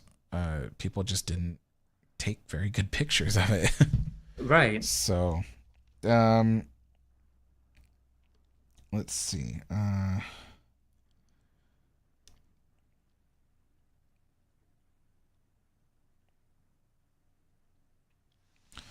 SMG says in maritime safety regulations, is there restrictions of how deep or how high the horn can sound or how loud it can be? Yes, actually. And that's on this website too. So I believe we are on the sports deck page. We need to go 1 deck higher to bridge deck. So go up to bridge deck and we can go down to the whistles section to talk about the whistles. And there are, remember how I said that there's references, so you can find a little number next to certain paragraphs and things that tells you where we got the information. And 4 and 5 is where we'll find that. So 4 is right here. You can actually click on this link, you guys, if you want, and it'll take you to where we got that information. This is the Right. actual website for COLREGs, which is the international regulation for how ships are designed, and takes you specifically to the page about whistles. And it tells you that for a vessel 200 meters or more in length, the whistle must be between 70 to 200 hertz. And then I believe somewhere else on this page it tells you the decibels. I'm sure it does, because this is the regulation page. So it would have to. Yeah. Audibility range. Does it? Let's see. So there's all the different hertz. Oh, here we go. It looks like the loudest can be 63 decibels. That doesn't sound right.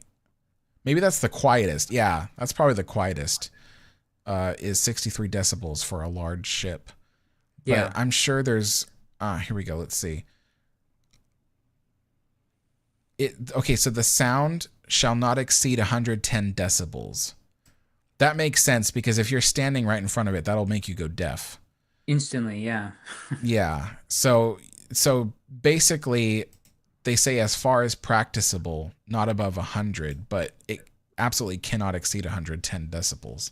That's the hard limit. Yeah. Yeah.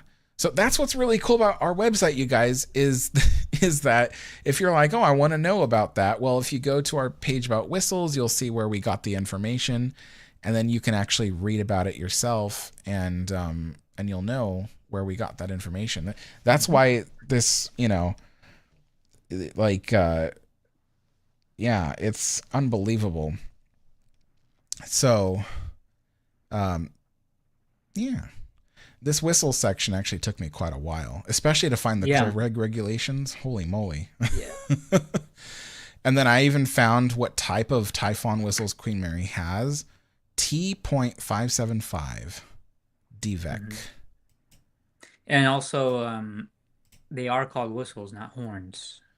Yeah, they are called whistles. I have that in here somewhere too.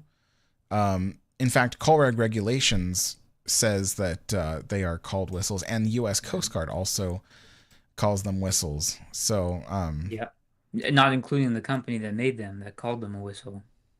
Yep, the company that made Queen Mary's whistles calls them whistles. So, yeah. And you can even see this is an advertisement from Cockham Sonics about Queen Mary's whistles. And on the advertisement, it refers to Queen Mary's sirens as whistles. Yep. So, gosh, I can't even tell you how many people were starting arguments with me over the whistle concept. Like, it's not a whistle, it's a horn. It's like, they are by technicality called whistles. Yeah. Yeah, and there's even an explanation here given by the Coast Guard and COLREG as to the difference between a whistle and a horn. Believe it or not, Queen Mary's whistles are by technicality a whistle as well. They are not a horn, and that's because it has a vibrating diaphragm. So, like a kazoo. So a kazoo, you might think that's a horn, but it's technically a whistle, know. So Queen Mary's whistles are basically giant kazoos, if you can imagine it. So so interesting stuff about that. I think this website would be great for people to start arguments with people, because you can be like, well, it says right here. Right. 3 different sources. Yeah. 3 different sources say you're wrong. Oh my gosh. So let's see here. Wow, there's a lot of comments lately. Yeah, there's also about the whistles.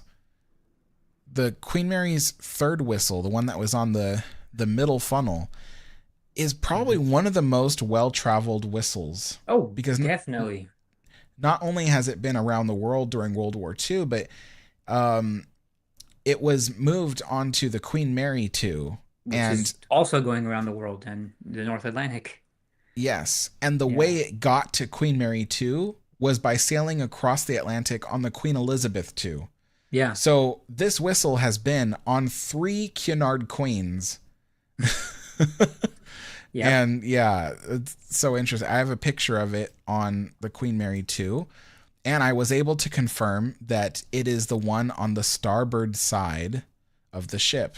Because they look the one on the port side looks so similar It does. that some people are like, no, it's the one on the port side. No, it's the one on the starboard.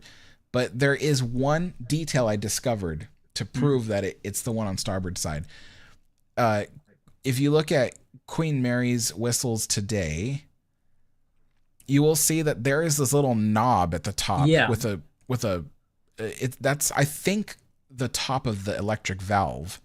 that makes sense. And Yeah. but either way, even if it's not, Queen Mary specifically has these knobs at the top of the whistle, and on Queen Mary 2, I can already see it. Yeah. there it is with the cables coming out. The other one does not have that. So Yeah.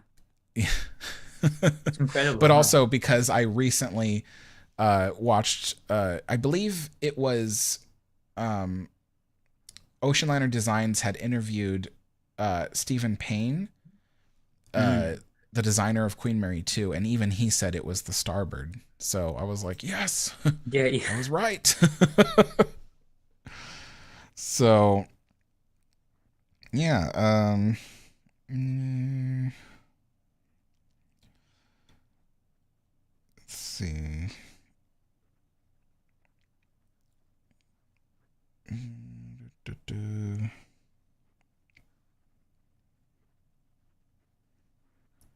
Do you think that from the funnels of ships are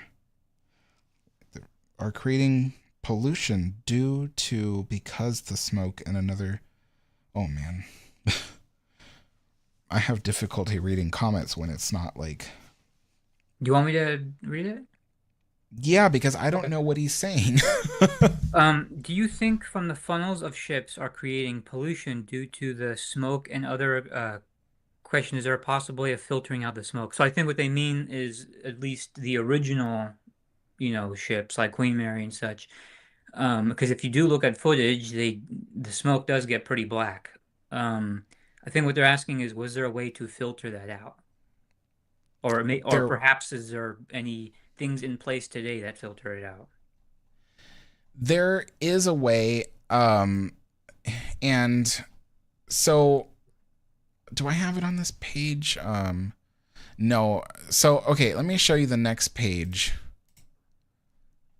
I'm gonna have to go down here because I think I clicked a few different things. Explore by deck. It's on sports deck is where I have a section dedicated to that, to the ventilation and the funnels.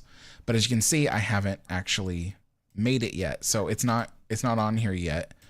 Um, but basically, so Queen Mary originally had what are called scrubbers, but in the 1930s they were not all that effective. They just did the basics of preventing Yeah. um, like cinders from the caked soot. That so soot can cake on to all the ventilation shafting and stuff like that, and that can catch fire.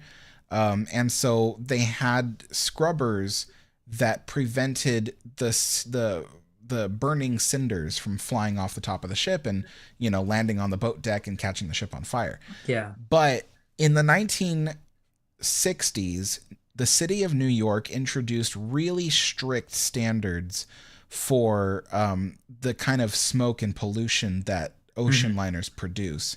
And the Queen Mary was forced to get much more modernized scrubbers, which did more than just stop smoking and fiery cinders from coming off the top of the ship, but it also somewhat removed, like it collected the soot and the stuff from the smoke to make the smoke look a little bit cleaner. So that's why if you look at images of the ship in the 1930s, there's a lot of black smoke coming off of it, but towards the 50s and 60s, they Pretty installed it the look newer and scrubbers. it looks pretty clean, but still got some Yeah. traces here and there.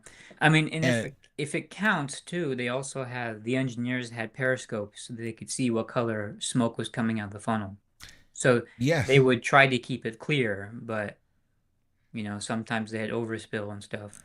Yeah. Part of what, like, even if you're like a steam railroad enthusiast like I am, um, if you operate a steam engine that operates off of oil instead of like wood or coal or whatever, um, you have some control over how dark the smoke is Hmm. because it's just about adjusting the right ratio of fuel to air, and you can actually make the smoke quite clear. So, like, Hmm. best example I can give you, you go to Disneyland or Walt Disney World, and those are real steam engines, but they produce such a very light white smoke. Yeah. It almost doesn't even look like smoke at all. And that's because they're very good at handling the balance between fuel and air, and Queen Mary could do that as well. But usually, if you see dark black smoke coming from Queen Mary's funnels, they might be performing something like, they could be flushing out one of they have the boilers had the capability to blast sand through the flues to prevent the flues from building up with soot. Right. And so if they were doing that to one of the boilers, you would see black smoke coming out the top. Or let's say they were firing up a boiler and maybe they just didn't have the fuel and air ratio right. You might see black smoke for a little while. But like Shiloh said, they had periscopes that they could see even all the way down the boiler rooms. They Hmm. could see to the top of the funnels, and they could tell if they had the right darkness of smoke coming out. And So that makes sense for what you were saying, the explanations to why it could be darker. Because all those pictures that we have that show the ship with darker smoke, it's usually near ports or near land. So that makes sense. yep. So pretty interesting stuff. Um, all right. Well, let me think. If what time is it? 2:53. We've been on since 1, so almost 2 hours. We could round it off and make it a full hour. Let's go back to the main page. Hmm. Um, and then, so some We things have that nobody's asked for yet. This is the current condition page. I feel like I had a banner up here, but it's gone now. Um, and you can learn about the current condition of the ship and all the details of it, everything. Even like there's even links to PDFs of the inspection reports and things over the years. I dispel a lot of rumors in this area about the condition of the ship and stuff like that, and also what's been happening over the years about the ship. Um, and then there's even some really cool rare photographs of the underside of the ship's hull as it is yeah. currently. These photographs were taken in 2023. We've got an explanation of why the hull is not in as bad a condition as people think it is. And also, proof behind that. Again, we have our references to inspection reports and things. And then you can also see we have some, really rare photographs of this is the inside of Queen Mary's double bottom. So people have wondered how rotten is it down there. So this photograph was taken after they pumped out all the mud because the double bottom in certain places has mud to help ballast the ship and keep it upright. And while they were doing an inspection of this area, they pumped out all the mud. So that's the mud at the bottom. But you can see the steel is black. That is from a type of tar, or I think they call it bitumen, that was put on there that protects the steel It seals it from essentially. it seals it from water. This black stuff was applied in the 1930s, not the 1960s. It was applied in the 1930s, Hmm. and it is still covering the steel. We know because the steel would be red if it Yeah. was touching the water and the mud. So the inspector who saw this and took the photo explained that the steel was in amazing condition because it still had The the coating on layer it. of tar on it. Yeah. Yeah. So, and all that is in this paragraph here. So you can actually learn about that stuff. So there's Ima lots imagine the of, imagine the job it must have been back then in the 30s to paint that. yeah. it would have been an incredible, you know, and just imagine all the surface area too. You're right. You can't miss a spot. You have to make sure you have every corner covered. Yeah. So, yeah. Safety repairs, we got information on the fire extinguishing, what do you call it? The sprinklers. Right. And lifeboats and stuff. We got a whole page dedicated to the history of the lifeboats and all that. The neglect. Hmm. Yeah, the So davit this, rotting rather. Yeah. yeah, this photo was taken by Chris. So Yeah. pretty neat. So we got lots of stuff on this website. I mean, we got celebrities. I You just haven't. updated this page the other day. They're all in alphabetical order, which they never used That's to right. be. I forgot. Yeah, you changed that. Yep. And I think so far there are 42 celebrities on this list, and there's still a Only lot more. only one has like an article, and that's Henry.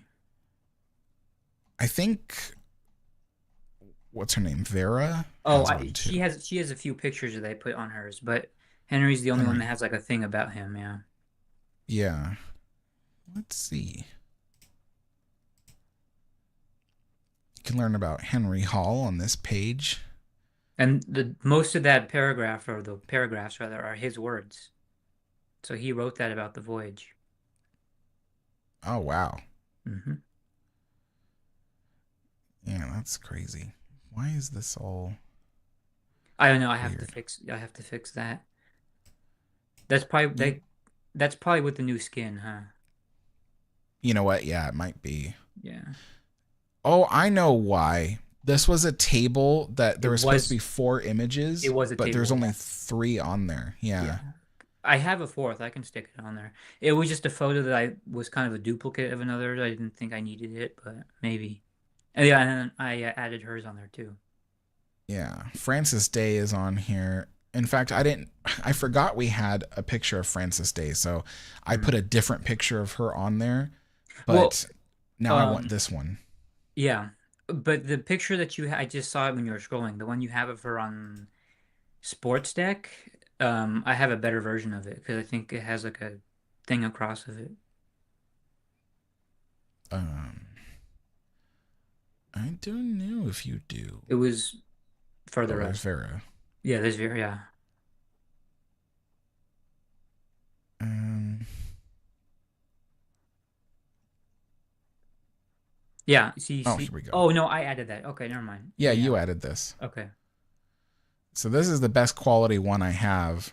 This is one of those photos, you guys, where the original was such bad quality that I went through it to try to, restore it. And there are things here and there that make it look like it's an AI image, but it's not. It It's was originally a real image.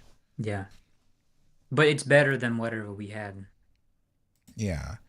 And most of these pictures, I tried to collect images of these celebrities, of them being on the ship, as opposed to, um, being off the ship. So, Hmm. yeah. Some of them you can't. We just know they were there. Um, but of the ones we can, yeah. Yep. So that's that. So Oh, that, I just realized there's a mistake. what? Go back. So you see how it says Cary Grant 1930s?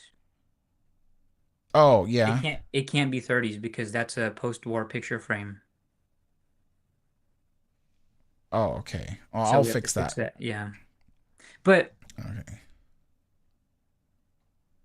oh no. Well, because originally I think we put it as 30s because it looks like the vestibule doors that were on top of the main Yeah. staircase doors. They look like they're there. Yeah. But maybe that's just something. No, maybe it's just like luggage or something they have in the way. I don't know. I think it's a luggage cart or It something. could be a luggage cart, yeah. But either way, Um, that's we have to fix that. yeah. So that's that. Oh, we have our forwards by David Ellery and Ken Marshall. So Hmm. they were very kind to go through the website, and they liked what we did, and they wanted to write a little message. So that's really cool. We got someone else who might want to do a forward for the website, so I'm excited about that. But yeah. Anyway, folks, I think that's going to do it for this live stream today, because that has been 2 full hours of rmsQMwiki, and I think you guys really like the site. So if you ever, want to learn more about the ship and to find information that you can easily reference and stuff, and you can tell people, well, there's proof behind where this information came from, where that information came from, Hmm. we have that. So it's designed so that way you can share that information. You don't even have to credit us. I mean, honestly, we don't care about that. We just wanted to make sure that as accurate information as we could possibly find was put out there, and in the highest quality possible. Well, and So and to make sure it has sources. yeah, let me see here. Rapid Transit asked a question. I think it was regarding because he said they saw a video of Queen Mary 2 leaving New York, and they heard its or the whistles, but they didn't know which if it was Queen Mary's or not. They didn't know which it was, if it was Queen Mary 2's or Queen Mary's original. Oh, okay. It is difficult to determine it, because depending on what you're recording, it can, depending on what you're recording with, it can sound either high pitched or low pitched. So the only way to know is if in the recording you have both whistles in the recording, you can tell which one is deeper. But yeah. Hmm. Yep. So yeah, that is it for today, folks. All right. Thanks for watching, everyone, and we hope you enjoyed it.